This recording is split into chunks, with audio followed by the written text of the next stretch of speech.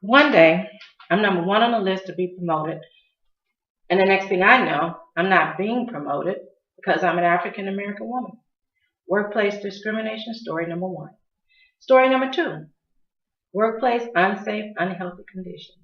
For those of you in the audience who eat chicken, have you ever thought about the laborers who prepared that chicken for you, who are working in unhealthy, unsafe working conditions? Yes, it's true. Georgia and Alabama has the highest fatality rates for poultry workers in the United States. Story number three. Could you imagine working 12 hours for 2 weeks, not being paid, and being fired? Wage theft is on the rise, according to an article written by Anna Kane dated July 13th, titled Workers Protest $40,000 of Unpaid Wages and Overtime. These are just three of millions of stories of injustices that are happening to Americans today. And to make things even worse, according to an article written by Keith Midland and David Miller, dated July 10th, titled Senate Republicans May Allow Rights to Disappear. President Obama has 5 persons nominated to appoint to the National Labor Relations Board. If Congress does not act immediately, the board will be abolished. And what that means to us, our rights, protection of our workers' rights will be eroded. We will be vulnerable, at risk, and will have nowhere to turn. If this happens, then you may be the next person telling your story about the injustice you have experienced. Hi, my name is Laverne, and I want to thank you for joining me today to hear about workers' rights, an issue that impacts our economic livelihood.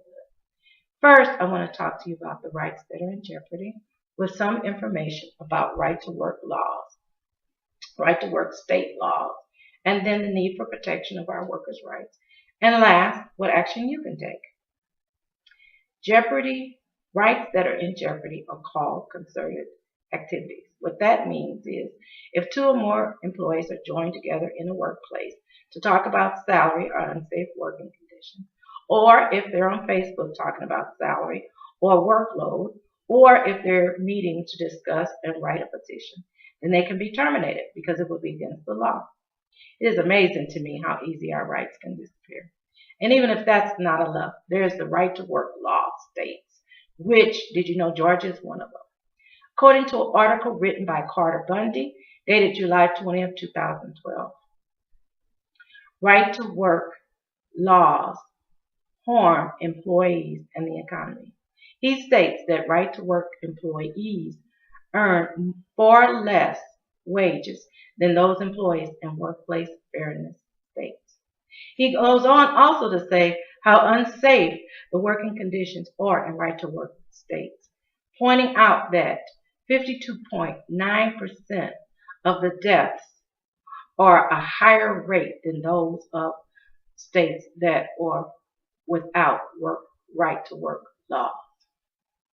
And then, did you know, if the National Labor Relations Board is abolished, then what that means is that there will be no entity to reinforce the National Labor Relations Act of 1935, which protects our rights. And then did you also know that according to Luke Norris in his article dated January 5th, that government has put workers' rights on the top of the list to be cut. And one more thing. Did you know that in Georgia, as a right to work state, employment says employment is as will, which means that employment without a written contract, an employer can terminate an employee with no cause, good cause, or bad cause, as long as it's not illegal. And that's according to Secretary of State Brian Kemp.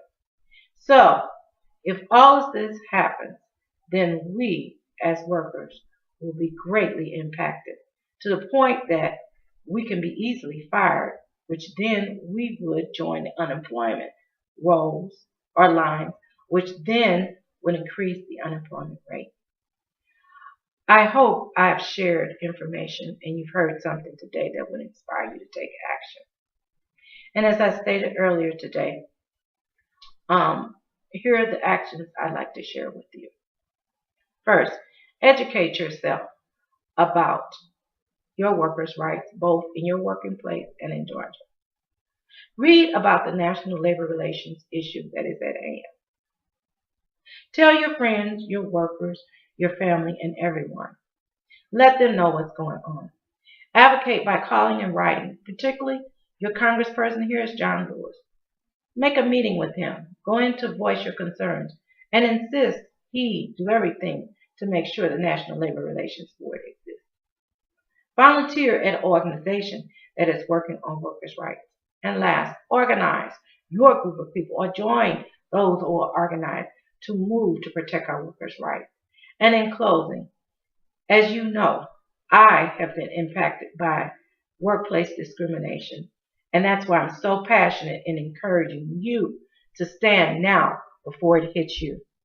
And what it will take all of us collectively working together to make this happen. And I would like to leave you with this statement. As Gandhi says, to be the change in the world, it will have to start with you first. Thank you.